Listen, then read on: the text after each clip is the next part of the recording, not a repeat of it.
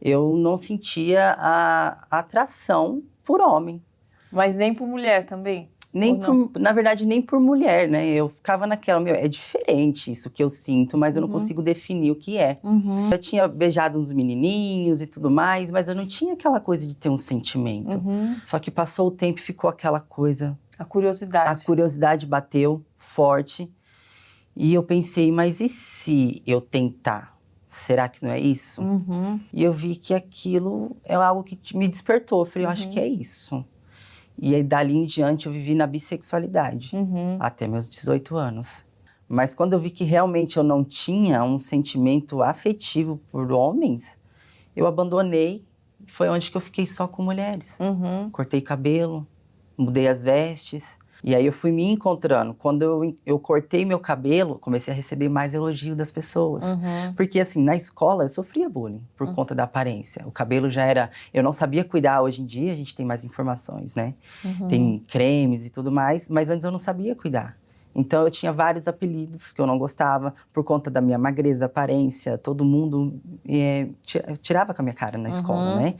Então eu carreguei aquilo comigo e eu queria de uma forma ser aceita pelas pessoas. Então quando eu vi que a minha aparência com o cabelo curto, mais masculinizada também já me fazia ser elogiada, eu falei, nossa, acho que eu tô no caminho certo. E eu acho que é isso que Deus me fez ser. Só que até então, na parte da transexualidade, eu não me imaginava, não tinha esse desejo de ser homem. Eu nunca tive esse desejo. Esse desejo passou a fazer parte da minha vida por consequência do uso do hormônio masculino. E daí o que te fez começar a tomar os hormônios, então? Que nem eu levei essa vida, né, de atleta, eu sempre gostei de um corpo mais né, forte. E como eu estava me masculinizando, eu comecei a fazer a aplicação dos hormônios enquanto eu estava na academia. Né? E eu sempre sofri com cólica. Né? Era sempre muito forte, eu passava mal, eu tinha que ir para o hospital, tomar medicamento, perdia dia de treino, competição, escola. Né? Então isso me atrapalhava muito. E quando eu vi que a testosterona cortava a menstruação, eu falei, nossa, eu achei um remédio. A fórmula mágica. E eu aplicava a cada 15 dias. Só que nunca passou na minha cabeça, eu acho que não tinha caído a minha ficha ainda de que eu teria que assumir uma identidade masculina. Eu não pensava como homem. Eu tinha certeza que eu era mulher, eu só tinha aparência masculina. Então, conforme eu fui usando os hormônios, o meu corpo foi mudando, a minha voz foi a primeira que mudou, começou a ficar rouca, todo mundo perguntava se eu estava gripada. Eu falei, não, gente, é umas coisas que eu tô tomando aí pra academia. E você nem se preocupava se depois isso iria reverter, se tinha volta, se não... Eu só fui ter a consciência disso no meio, já quando já tinha mudado muito já. Então, quando chegou num ponto em que eu entrava no banheiro das mulheres e as pessoas que estavam lá se assustavam comigo, falavam que eu estava no lugar errado, aquilo começou a me incomodar. Porque enquanto eu tinha uma aparência feminina masculinizada... Ainda, isso, não incomodava. As pessoas viam que era uma mulher, mas não se incomodava. Mas como já tinha mudado muito, as pessoas, mas você tá no banheiro errado, aquilo, eu ficava com raiva. Eu falava, não, eu tô no lugar certo, porque eu sou uma mulher. Eu falei, meu, o que eu fiz na minha vida, sabe? Então, eu passei por um processo, assim, de ter que assumir uma identidade masculina por consequência do hormônio. E pra mim foi muito difícil, eu chorei bastante, porque eu não queria. Eu falei, agora não tem mais jeito. Eu vou ter que assumir essa postura masculina. Pra mim foi muito difícil. Então, assim, eu acabei tendo ansiedade, né, crise de ansiedade. Eu tive depressão. Eu começava a usar droga para poder tentar amenizar esse sentimento. Um escapismo, para poder escapar da realidade um pouco, né? Não pensar. Chegou um ponto, eu falava assim, não, eu não preciso de psicólogo, eu vou fumar a maconha que vai resolver. Só que chegou um ponto que ela não resolvia, eu nem dormia, entendeu? E eu não tinha paz, eu emagrecia, vivia se tremendo, a mão não parava. E daí, o que te alertou que você precisava dar um basta? Como que foi esse ponto, essa chamada, né? Então, eu senti esse vazio nesse período, porque eu falei, meu, eu não tô me sentindo completa, cheguei até aqui. Achei que quando eu chegasse eu fosse... Ia ser o auge, né? Porque eu tinha muito elogio, né, das pessoas. E quando eu falava ali, eu falei, mas eu sou mulher lá, né? Tomo uns hormônios. A pessoa se espantava, ficava maravilhada e começava a me elogiar. E eu não queria deixar aquela glória também, né? Que acontece com muita gente.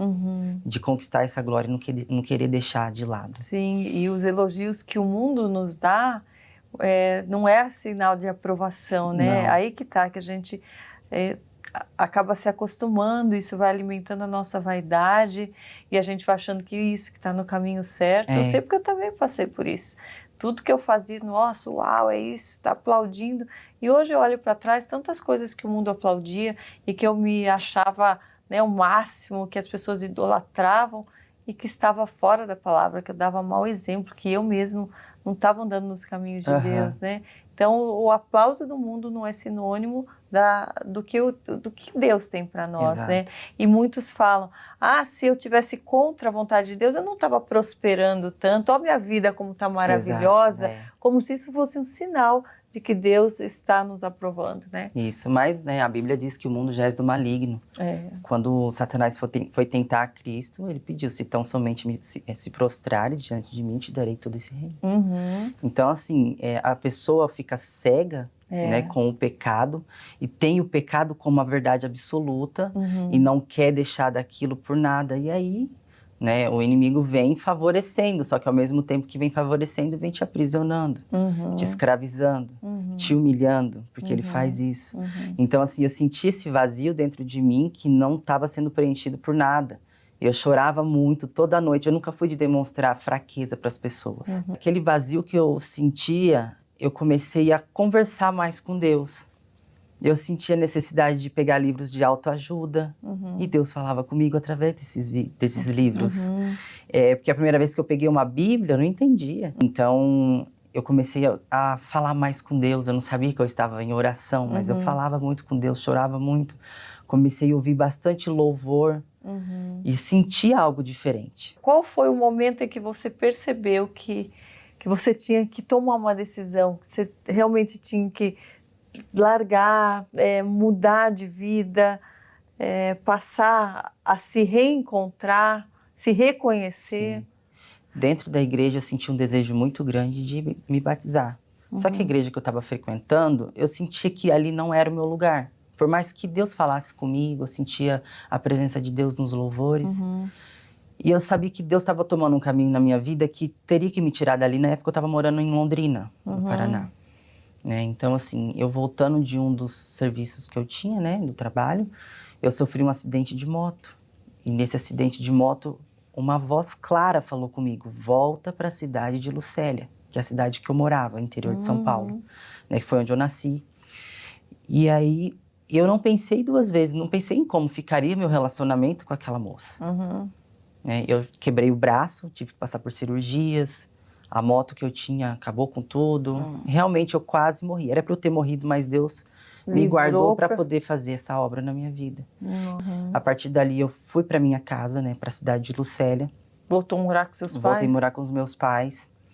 E mesmo sentindo aquela necessidade de estar mais próxima de Deus, eu pedi para esse vizinho que me evangelizou, né, a me levar para a igreja. E a igreja que ele frequentava era a congregação cristã.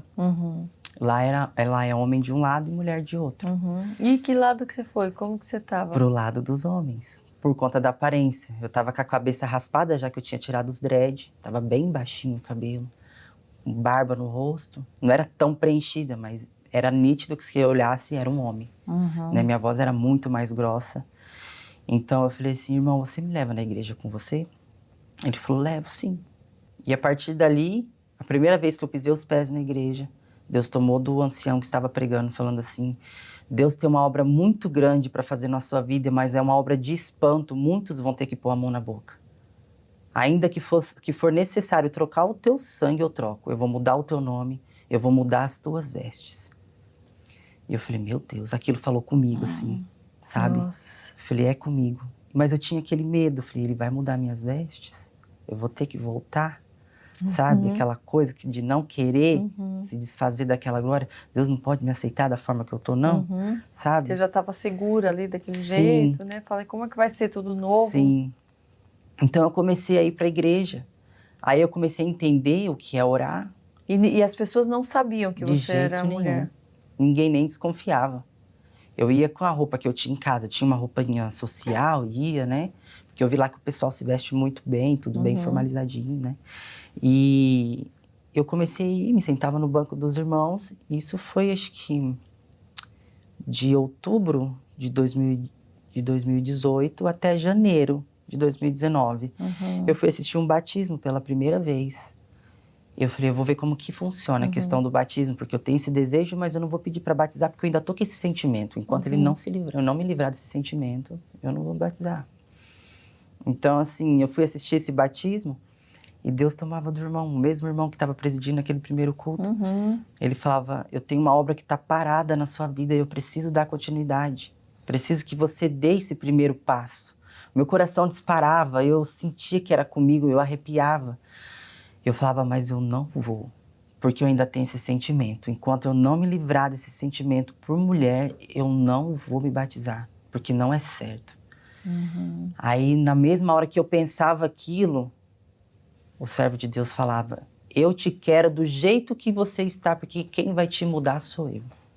Eu falava, meu Deus, o Senhor está lendo meu pensamento. E aí lá tem os hinos, né? Conforme as pessoas vão se batizando, vai tocando um hino no intervalo. Teve um momento que eu não consegui me segurar. Era como se uma força maior me tirasse daquele banco. E sem pensar duas vezes eu levantei, deixei o inário de lado e entrei ali no lado dos homens no vestiário. O irmão que estava lá dentro recebendo o pessoal, ele me recebeu chorando. Ele falou, ali tem a roupa, você entra, você se troca e aí você pode ir. E aí quando eu cheguei no tanque, antes de eu chegar, na verdade, de eu ir me trocar, ele falava assim, tem uma pessoa que está resplandecendo no banco, mas eu não vou apontar, você está brilhando, mas eu não vou apontar, você sabe que é com você. E quando eu cheguei no tanque, ele falou para mim assim, fica firme que Deus tem uma obra muito grande para fazer na sua vida, porque era você que Deus me mostrava ali naquele banco. Aquilo caiu um peso nas minhas costas, porque lá atrás, enquanto eu estava em Londrina, um pastor, eu estava participando de uma campanha com um pastor que é conhecido da família, né, da ex-companheira, e eu perguntei para ele a respeito do batismo.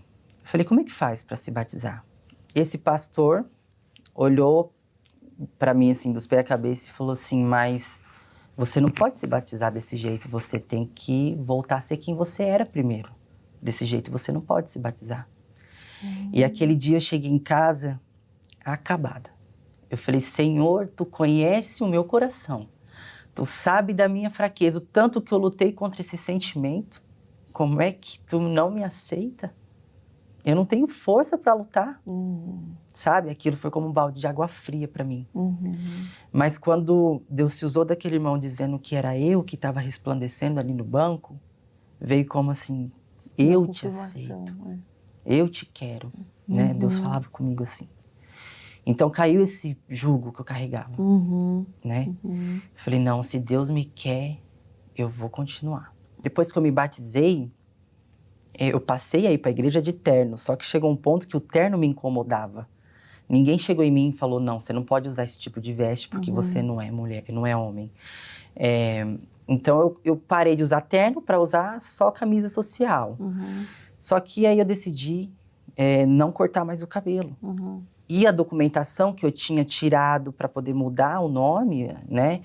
Eu tive um temor, porque eu pensei, se Deus me fez caminhar até aqui, eu passei por tudo isso para chegar aqui, e se não for da vontade de Deus, de eu querer ser o Lucas, de eu dar continuidade com isso, eu vou ter que caminhar outro deserto para chegar onde eu estou agora. Então eu tive esse temor, esse medo, né? Deixei essa papelada de lado. Parei com a aplicação dos hormônios e resolvi deixar o cabelo crescer. E eu orava, Senhor, não deixa resto em mim para que as pessoas tenham dúvida do que eu sou. Não deixa resto, eu não quero passar por isso de novo. Então Deus foi mudando, o seio voltou a crescer, eu não retirei. Era tudo academia e ângulo de foto, né? Então, assim, Deus foi me limpando. O cabelo foi voltando a crescer, as curvas voltando a se formar, o seio voltando a crescer, que a faixa já não escondia mais. Aí as pessoas começaram a perceber que tinha uma mulher ali ainda. E a barba? A barba eu tirei. E não voltou a crescer? Não, às vezes nasce um fiozinho, outro assim, mas é pouca coisa, com a pinça resolve. Não precisei fazer tratamento com laser, não. Eu nunca tive tendência a ter, né? Eu passava até um produto para fazer nascer a barba, para ajudar. Como que você foi se sentindo nessa fase, quando você viu as formas voltando? Você se estranhou? Sim. Você achava estranho? Ai, não tô gostando disso, ou você estava gostando? Qual era o sentimento? Não, eu não estava gostando na época porque as pessoas começaram a me olhar demais. Eu entrava na igreja, o povo cutucava e fazia assim. Aquilo me incomodava, ainda que eu não quisesse ver. Porque você já estava indo pro lado das mulheres? Não, ou não, eu não tinha essa força, porque eu ainda me enxergava como um homem, né? A aparência masculina. E conforme foi mudando, eu vi que as pessoas cochichavam, eu sabia de conversas e comentários que acontecia no meio da Irmandade, né? Que aquilo não me agradava, então eu queria que aquilo acabasse logo. Só que eu tinha um certo receio, porque eu não sabia como que seria essa adaptação. Eu tive esse medo, e medo também do que as pessoas iam pensar de mim, os amigos que eu tinha na época, né? Então, assim, eu fiquei com essa coisa. É a mesma coisa de você se assumir e assumir aquela identidade masculina, foi o mesmo processo na desconstrução. Né? Então, eu tive muito esse medo. E você se apegava como? Era em oração? Era com Deus? Porque em algum momento você deixou de ir por vergonha? Você ficou um tempo afastada da igreja? Não, chegou um tempo, assim, eu orava muito, né? E eu passei a ler mais a Bíblia. Deus falava muito comigo ali na Bíblia, né? E chegou um ponto que eu não estava aguentando mais os olhares, os dedos estendidos. Então eu estava passando por uma situação, assim, de constrangimento mesmo na igreja. Só que algo não me deixava desistir. Deus já tinha mostrado que eu ia passar por uma situação de humilhação. Ele já tinha mostrado. Então eu falei, se eu tiver que passar humilhação para que Deus faça a obra na minha vida, eu vou passar. Porque eu sei que Ele vai me dar vitória. Então, a partir do momento que eu estive me apegando ainda mais em oração, Deus foi me dando essa tranquilidade, foi passando. Só que chegou um ponto que eu estava dentro da igreja, que eu falei, Senhor, hoje é o último dia que eu venho na tua casa, porque esse povo não está acreditando que eu estou aqui por você. Porque eu escutei comentários de pessoas lá dentro, até parte do ministério, de que eu estava lá para as pessoas terem cuidado comigo, para não deixar me envolver com as irmãs. Como se fosse isso que eu estivesse buscando ali, né? Então, eu falei, Senhor, é o último dia. E a única forma de eu mostrar para esse povo que o Senhor está na minha vida é a questão do dom de evidência de novas línguas, porque é isso, é Deus que dá, né? Falei, eu clamava a Deus, Senhor, me sela com o dom da evidência de novas línguas. Clamava a Deus, Deus me mostrava em sonho, eu falava em línguas, eu chegava a flutuar, era tão gostoso aquela sensação. E eu lembro que quando eu cheguei nesse culto que eu pensei, que eu falei, ó, eu só volto aqui quando o Senhor me der a condição de estar do lado das mulheres. Eu falei, eu não volto mais. Aí Deus se usava do irmão, falava assim, eu vou colocar um selo em você para você ver que você é propriedade minha. Sou eu quem vai te mudar. Não é o homem, fique em paz. Eu quero a tua estadia dentro da minha casa.